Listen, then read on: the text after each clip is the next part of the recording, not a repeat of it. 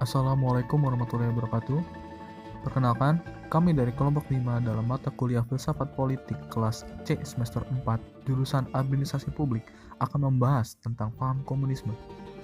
Presentasi kali ini akan dijabarkan oleh Kamila Aprilia, Mala Nurmala Salih, Mela Karmila, Muhammad Farhan, Muhammad Marcel, Muhammad Rifki Galuh, dan Nabila Herlambang. Selamat menyaksikan presentasi kami. Berikut adalah pembahasan yang akan dibahas oleh kelompok kami. Yang pertama ada komunisme, yaitu definisinya. Lalu kedua, sejarah komunisme di dunia. Ketiga, sejarah komunisme di Indonesia. Yang keempat, ciri paham komunisme. Yang kelima, kelebihan dan kekurangan komunisme. Yang keenam, contoh ideologi komunisme. Yang ketujuh, negara yang menganut paham komunisme. Dan yang terakhir, tokoh komunis dunia. Pengertian komunisme. Komunisme adalah ideologi politik yang didirikan atas dasar keyakinan bahwa masyarakat dapat mencapai kesetaraan dengan menghilangkan kepemilikan pribadi atas alat-alat produksi, yaitu sumber daya yang dibutuhkan untuk menghasilkan suatu barang. Mereka sebaliknya dikendalikan oleh negara dan setiap individu menerima bagian dari manfaat yang diperoleh oleh kerja bersama tersebut berdasarkan kebutuhan mereka. Gagasan ini pertama kali diungkapkan oleh filosofi Jerman Karl Marx dan Friedrich Engels dalam Manifesto Partai Komunis pada tahun 1848. Selanjutnya, menurut Kamus Besar Bahasa Indonesia, komunisme merupakan paham atau ideologi dalam bidang politik yang menganut ajaran Karl Marx yang hendak menghapuskan hak milik perseorangan dan menggantikannya dengan hak milik bersama yang dikontrol oleh negara. Sejarah komunisme di dunia. Komunisme sudah ada sejak tahun 1848. Konsep atau paham komunisme ini pertama kali dicetuskan oleh Karl Marx dan Friedrich Engels dalam manifesto politik. Manifesto politik mereka pada saat itu berisi teori analisis pendekatan komunis untuk perjuangan kelas masyarakat dan kemakmuran ekonomi yang pada akhirnya menjadi suatu gerakan politik yang paling berpengaruh pada saat itu. Dimulai pada 21 Februari 1848, filsuf Jerman Karl Marx dan Friedrich Engels menerbitkan The Communist Manifesto. Pada 7 November 1917, dengan Vladimir Lenin di pucuk pimpinan, kaum Bolshevik yang merujuk pada Marxisme merebut kekuasaan selama Revolusi Oktober Rusia dan menjadi pemerintah komunis pertama. Pada 1 Juli 1921, terinspirasi oleh Revolusi Rusia, Partai Komunis Cina terbentuk. Pada 1940 sampai 1979, komunisme didirikan dengan paksa di beberapa negara seperti Estonia, Latvia, Lituania, Yugoslavia, Polandia, Korea Utara, Albania, Bulgaria, Rumania, dan negara lainnya. Pada 1989, setelah Perang Dunia Kedua hingga akhir Perang Dingin, paham komunis mulai ditinggalkan. Bubarnya Uni Soviet pada tahun 1991 juga meruntuhkan paham komunis. Sekarang, beberapa negara masih menerapkan ideologi komunis seperti Republik Rakyat Cina, Vietnam, Laos, Kuba, Korea Utara, dan lainnya. Sejarah komunisme di Indonesia. Komunisme mulai terbentuk di Indonesia melalui organisasi Syarikat Islam. Syarikat Islam kemudian terbelah menjadi SI Merah dan SI Putih. Dari SI Merah muncul tokoh seperti Darsono dan Semaun yang merupakan bagian oposisi dalam SI tahun 1917. Secara diam-diam terbentuk PKI. Saat itu PKI belum besar dan hanyalah fraksi kiri dalam SI. Semaun dan Darsono ternyata pernah mempelajari tentang komunisme dari Sneflit di ISDP. Dua orang itu mulai bisa memasukkan ideologi-ideologi mereka dalam SI. Mereka mendapat kesempatan menyebarkan ideologi mereka karena pada saat itu SI kurang memperhatikan tentang nasib buruh. Saat Haji Agus Salim mengganti nama SI menjadi Partai Syarikat Islam pada tahun 1921, mulailah nama PKI ada. Namun setelah itu salah satu anggota dari PKI yaitu Tan Malaka akhirnya mendirikan PARI karena ketidakkompakan PKI. Di Indonesia, PKI melakukan 3 kali pemberontakan. Yang pertama pada tahun 1926. Pemberontakan pertama PKI tersebut gagal dan PKI dihancurkan oleh pemerintah kolonial Belanda. Yang kedua pada tahun 1948 dilakukan untuk meruntuhkan Republik Indonesia dan mengubah Indonesia menjadi negara komunis.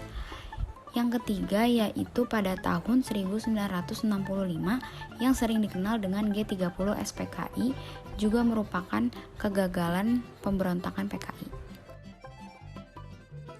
Selanjutnya, ciri paham komunis. Ciri paham komunis ini terbagi menjadi 6 bagian. Yang pertama, paham ini mengajarkan teori pertentangan kelas sosial di lingkungan masyarakat, sehingga dapat sering terjadi pertentangan antara kaum proletariat melawan tuan tanah dan kapitalis. Yang kedua, komunisme memiliki doktrin revolusi terus-menerus atau continuous revolution, sehingga menyebar ke seluruh dunia. Yang ketiga, menganut sistem politik satu partai, yaitu Partai Komunis itu sendiri. Dalam penerapannya hanya ada satu partai saja dan tidak ada partai oposisi, sehingga cenderung tidak menghormati hak asasi manusia. Yang keempat, mereka tidak akan bicara tentang negara dan hukum. Negara dan hukum ini akan hilang karena tidak dibutuhkan dalam paham komunisme ini. Yang kelima, kekayaan alam dan alat produksi merupakan milik negara atau pemerintah sepenuhnya, dan kepemilikan individu tidak diakui selain pakaian, perabotan, atau upah. Yang keenam, secara teori, paham ini bertujuan untuk memakmurkan rakyat dan tanpa kelas sosial. Namun, pada pelaksanaannya ada fase diktator proletariat yang bertugas menghabiskan lawan komunisme itu, terutama tuan tanahnya. Baik, selanjutnya ada kelebihan dan kekurangan komunisme. Kekurangan yang pertama dari komunisme ini adalah berpotensi besar untuk terjadi kasus monopoli yang dilakukan oleh aparat pemerintah yang bisa saja merugikan masyarakatnya. Lalu, kekurangan yang kedua, tidak menghargai adanya hak asasi manusia. Yang ketiga, tidak ada kebebasan individu, karena semua hal yang dilakukan dikendalikan penuh oleh pemerintah. Yang keempat, menurunkan atau menghilangkan motivasi individu untuk menjadi pribadi yang lebih baik, sebab sekeras apapun usahanya, maka kedudukannya akan tetap sama dengan yang lain. Lalu ada kelebihannya. Kelebihan dari komunisme ini ada negara yang menganut paham ini akan cenderung lebih mudah dalam mengendalikan angka pengangguran, inflasi, serta masalah lainnya, sebab pemerintah memiliki kendali penuh. Yang kedua, setiap individu memiliki kedudukan yang sama, sehingga tidak ada pihak menganggap dirinya lebih unggul dari yang lain. Lalu ketiga, jarang sekali terjadi masalah ekonomi seperti krisis ekonomi atau kasus kelaparan, sebab pemerintah telah mengatur segala permasalahan yang ada dan masyarakat tinggal mengikutinya. Materi yang selanjutnya yakni contoh penerapan ideologi komunisme. Merujuk pada pengertian dan penjelasan di atas, ada beberapa contoh dari penerapan paham komunisme, diantaranya sebagai berikut. Yang pertama, perekonomian dikuasai pemerintah. Seperti negara Korea Utara, semua kegiatan ekonomi dikendalikan dan dikuasai oleh negara. dan di dalam operasinya rakyat hanya dapat mempunyai kegiatan ekonomi pada skala kecil, sementara industri besar dikuasai sepenuhnya oleh pemerintah. Tak hanya itu, segala jenis sumber daya dan peralatan produksi yang ada di dalam negara juga dikuasai penuh oleh negara, sehingga di negara komunis tidak terdapat aktivitas ekonomi yang menyangkut hajat hidup orang banyak yang dikendalikan oleh pihak swasta. Yang kedua yakni menggunakan sistem satu partai. Tidak hanya Korea Utara, Tiongkok juga hingga sekarang menganut paham komunis serta menerapkan sistem satu partai. Hal ini berarti prinsip demokrasi yang ada di Tiongkok tidak ada, sehingga siapapun yang nantinya akan dicalonkan oleh Partai Komunis Tiongkok, maka ia akan otomatis menjadi presiden. Hal tersebut dapat kita jumpai ketika Xi Jinping yang merupakan presiden Tiongkok sudah berkuasa lebih dari 2 periode. Yang ketiga yakni kurang mendukung praktik keagamaan. Banyak yang beranggapan bahwa komunisme merupakan paham yang tidak mengenal dan mengakui keberadaan Tuhan atau ateisme. Sebetulnya, anggapan tersebut sangat keliru sebab pada dasarnya kedua hal tersebut berbeda. Komunisme merupakan paham atau ideologi politik, sementara ateisme merupakan ideologi kepercayaan. Tetapi paham komunisme menilai jika penganut agama akan cenderung lebih mengandalkan doa ketimbang melakukan tindakan atau usaha untuk meraih sesuatu. Hal itulah yang pada akhirnya membuat penganut agama banyak yang menyamakan komunisme dengan ateisme. Yang keempat, yakni menganggap semua manusia setara. Menurut ajaran paham komunisme, setiap manusia memiliki tingkat derajat yang sama. Tidak terdapat kaum borjuis serta tidak terdapat kaum proletar. Ajaran inilah yang banyak membuat rakyat kecil untuk bersemangat mengikuti paham komunisme sebab dianggap akan mampu mensejahterakan mereka. Namun demikian, pada penerapannya, komunisme justru dapat membuat individu menjadi tidak dapat berkembang. Negara-negara yang menganut paham komunisme. Yang pertama, Republik Rakyat Cina. Komunisme diterapkan di negara tirai bambu sejak Mao Zedong menguasai di tahun 1949 dan mengganti nama negara menjadi Republik Rakyat Cina. Sejak saat itu, Cina masih konsisten menerapkan paham komunisme hingga saat ini. Meski sektor ekonomi telah direformasi sejak beberapa tahun yang lalu, Cina juga dijuluki Cina Merah sejak negara ini dikuasai oleh Partai Komunis. Yang kedua, Laos. Negara ini mulai menerapkan komunisme di tahun 1975 usai revolusi yang didukung Vietnam dan Uni Soviet. Pemerintahan Laos dikuasai oleh jenderal-jenderal militer yang mendukung sistem satu partai berasaskan idealisme Marxisme. Meski begitu, di tahun 1988 negara ini mulai mengizinkan hak kepemilikan pribadi di sejumlah sektor. Laos pun sudah bergabung dengan World Trade Organization di tahun 2013. Yang ketiga, Vietnam. Vietnam sempat terbelah lewat hasil konferensi di tahun 1954. Usai terjadi Perang Indochina I, untuk sementara waktu, Vietnam Utara berpaham komunis dan didukung oleh Uni Soviet. Sedangkan Vietnam Selatan ini berpaham demokratis dan didukung oleh Amerika Serikat. Yang keempatnya, Kuba. Revolusi yang terjadi di tahun 1959 menyebabkan pemerintahan Kuba jatuh ke tangan Fidel Castro. Di tahun 1961, Kuba sepenuhnya menjadi negara komunis dan berhubungan dekat dengan Uni Soviet. Pada saat yang sama, Amerika Serikat melarang seluruh perdagangan dengan Kuba. Saat Uni Soviet runtuh di tahun 1991, Kuba terpaksa mencari sumber-sumber baru untuk subsidi perdagangan dan keuangan dengan Cina, Bolivia, dan Venezuela.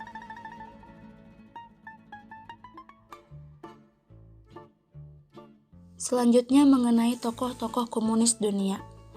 Yang pertama ada Karl Marx tahun 1818 sampai 1883. Tentu semua dari kita telah mengetahui jika membahas terkait paham komunis tidak bisa terlepas dari seorang Karl Marx. Karena Marx adalah seorang yang meletakkan dasar-dasar pemikiran komunisme secara teoritis. Letak pemikiran-pemikiran Marx terhadap pembentukan awal pemikiran komunisme tertera pada bukunya yang berjudul Komunis Manifesto pada tahun 1847 dan Das Kapital di tahun 1862, di mana buku ini yang menjadi bacaan dunia dan sekaligus meletakkan dasar-dasar pemikiran komunisme serta menginspirasi sebagian besar tokoh-tokoh komunis lainnya. Yang kedua yaitu Friedrich Engels, tahun 1820 sampai 1895. Friedrich Engels adalah teman karib dari seorang Marx yang turut menjadi salah satu penulis dalam buku Marx yaitu Komunis Manifesto. Engels adalah teman yang turut menyebarkan paham komunisme dan membantu dengan membiayai Marx dan keluarga hingga akhir hayatnya. Yang ketiga ada Vladimir Lenin, tahun 1870 sampai 1924. Lenin adalah tokoh dan pemimpin partai politik yang mendirikan negara komunis Rusia kala itu. Sebagai penganut aliran pemikiran Marx yang setia, Lenin berhasil meletakkan dasar-dasar politik komunisme dalam proses bernegara, yang dikeluarkan pendirinya masih bersifat utopis. Yang keempat, ada Joseph Stalin tahun 1878 sampai 1953. Stalin lahir pada tahun 1879 di kota Gori di Georgia dan sekarang berbatasan dengan Rusia di sebelah utara dan Turki dan Armenia di arah selatan setelah runtuhnya Uni Soviet. Stalin adalah pemimpin Uni Soviet selama bertahun-tahun lamanya setelah sepeninggal Vladimir Lenin. Stalin masuk Partai Komunis pada tahun 1903 dan memiliki belum cukup signifikan ketika terjadi revolusi Bolshevik, dan pada tahun 1922 Stalin baru diangkat menjadi sekretaris jenderal Partai Komunis, di mana kedudukan ini dimanfaatkan sebaik-baiknya menuju puncak kekuasaan. Demi menjaga kekuasaannya, Stalin tidak segan untuk menggunakan kekerasan dan pembunuhan, bukan hanya lawan politik yang berseberangan dengan ideologi komunis, tetapi juga terhadap anggota partai komunis yang berbeda kepentingan politik. Yang terakhir yaitu Mao Zedong, tahun 1893 sampai 1976. Mao Zedong atau lebih dikenal dengan Mao Zedong pada tahun 1921. Mao termasuk dalam 12 orang pendiri Partai Komunis di Cina. Walaupun karir politik terbilang lambat, namun pada tahun 1935 Mao berhasil menduduki puncak kekuasaan dengan ketua Partai Komunis Cina. Mao memimpin Partai Komunis di Cina dan memimpin kekuasaan politik di Cina selama 27 tahun. Namun selama itu, Mao mengantarkan Partai Komunis meraih puncak kejayaan di Cina. Mao mengantarkan Cina kepada modernisasi negara yang mengembangkan pendidikan serta merubah sistem ekonomi yang berasal dari kapitalis menjadi sosialis. Namun secara politik, Mao memimpin dengan totaliter sepenuhnya.